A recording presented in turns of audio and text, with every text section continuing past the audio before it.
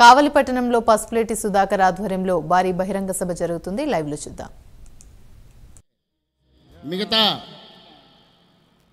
మిగతా 13 సార్లు కూడా అగ్రవర్ణాల ఆధిపత్యము, అగ్రవర్ణాల అక్రమార్కం, అధికార వ్యామోహమే ఇక్కడ రాజ్యమేలుతుంది. ఒక్కసారి మీరు ఆలోచించండి. ఆయనకి ఏ పదవి లేనప్పటికీ పేదలంటే ఆయనకి ప్రాణం. ఎప్పుడు పేదల్ని ప్రేమిస్తూ మానవ సేవే మాధవ సేవ అంటూ బడుగు బలహీన వర్గాలకు ఆశాజ్యోతిగా నిలుస్తూ అనేక సేవా కార్యక్రమాలు పిఎస్ఆర్ ట్రస్ట్ ఆధ్వర్యంలో రోడ్లు, కాలువలు, వీరి కష్టకాలంలో కూడా అనేక మంచి కార్యక్రమాలు చేసిన మన పసుపులేటి సుధాకర్ అన్న గారిని మీ యొక్క అమూల్యమైన అతి పవిత్రమైన ఓటు ముద్రతో ఆయన యొక్క వెన్నుకల గుర్తుపై మీరు ఓటేసి అత్యధిక మెజార్టీతో గెలిపిస్తారని ప్రార్థన.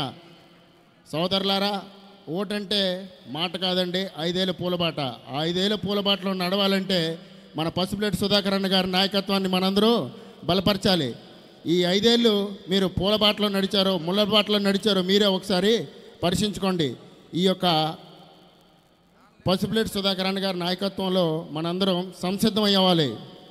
సంయోచిత న్యాయం కోసం మనందరం ప్రయత్నించాలి. అలాంటి ఉన్నత విలువలు కలిగిన